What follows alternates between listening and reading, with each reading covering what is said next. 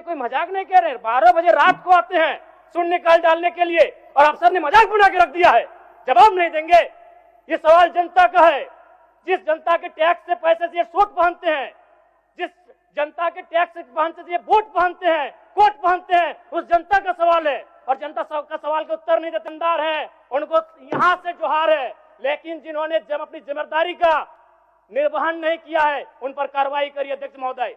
और बिल्कुल बड़े शर्म और दुर्भाग्य की बात है कि जिस राज्य का युवा, जिस राज्य का भविष्य स्कॉलरशिप नहीं मिलने से परेशान है, हताश है, उस राज्य के विधायक 4 करोड़ 32 लाख के आवास में रहेंगे। ये कितना बड़ा दुर्भाग्य की बात है। आज आंदोलनकारी लगातार अपनी आवाज को बुलंद कर रहे हैं। जिन्होंने अपने लहू से इस राज्य को सींचा, अपने खून से इस राज्य को बनाया, आज जो 3,500 का पेंशन प्राप्त कर रहे हैं, और जिस राज्य के मंत्री 6 करोड़ के आवास में रहेंगे और उस राज्य के आंदोलनकारी सम्मान नहीं पाएंगे जिन्होंने लहू से राज्य बनाया है, यह अभी दुर्भाग्य का विषय। अध्यक्ष महोदय, अगर बालू की बात करें तो वो तो सरेआम है, सब अपनी आंखों से देखते हैं। 1-2 अधिकारी ईमानदार होंगे तो भाई उनको जोहार होगा। बाकी अगर कोई भी बालू ट्रैक्टर, विशेषकर ट्रैक्टर से बालू की ढुलाई होती है तो हमें लगता है एक बालू गाड़ी 3-4 थाना क्षेत्रों से पार होता है और कोई थाना प्रभारी ऐसा नहीं है जिसका मंथली पर महीने का इनकम 3 लाख से 5 लाख रुपए केवल अवैध बालू से हो रहा है।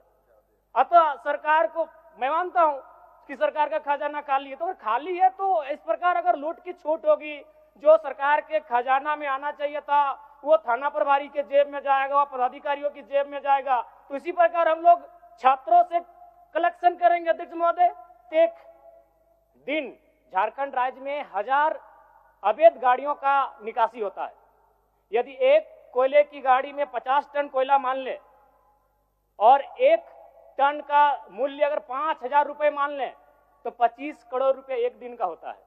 अगर 365 से गुना करते हैं तो 9,125 करोड़ रुपए होता है अध्यक्ष महोदय, यानी लगभग 9,000 करोड़ रुपए, जो कि आपके अनुपूरक बजट से ज्यादा होता है। यानी कोयलांचल से इतनी अवैध मात्रा में कोयला का कारोबार हो रहा है, अगर उस पर सरकार नियंत्रण कर ले तो आपका एक अनुपूरक बजट के बराबर वो राशि होती है, वो राजस्व आपको फायदा होगा। अध्यक्ष, माननीय सदस्य जयराम कुमार महतो। धन्यवाद अध्यक्ष महोदय। कटौती प्रस्ताव के पक्ष में मेरा सवाल बजट बनाने की प्रक्रिया पर है। जब विभागों ने 13,400 करोड़ रुपए का मांग किया है तो फिर मात्र 7,721 करोड़ का बजट क्यों लाया गया? सबसे बड़ी बात, 8 महीना बीत जाने के बाद भी मात्र 42% राशि खर्च हो पाया है, तो फिर अनुपूरक बजट की आवश्यकता ही क्यों? और कहीं ऐसा सच तो नहीं कि सरकार का खजाना खाली है? और यदि सरकार का खजाना खाली है तो सरकार राजस्व प्राप्त करने के लिए क्या कर रही है? अध्यक्ष महोदय, जमीन की रजिस्ट्री में करोड़ों अरबों का राजस्व हानि हो रहा है। किसी जमीन की कीमत यदि 1 करोड़ होता है तो कागज में दिखाया जाता है 25 लाख।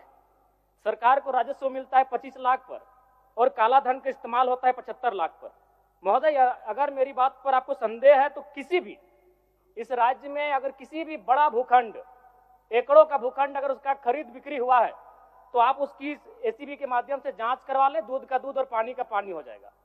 और चोरी साफ नजर आया है अध्यक्ष महोदय, कई आईएएस अधिकारी जेल की यात्रा कर चुके हैं।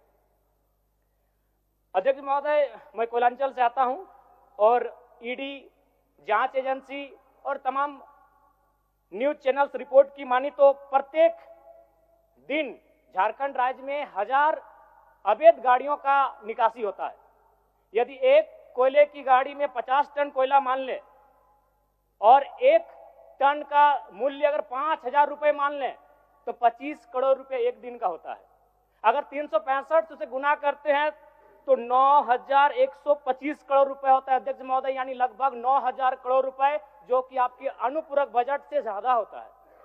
यानी कोयलांचल से इतनी अवैध मात्रा में कोयला का कारोबार हो रहा है, अगर उस पर सरकार नियंत्रण कर ले तो आपका एक अनुपूरक बजट के बराबर वो राशि होती है, वो राजस्व आपको फायदा होगा।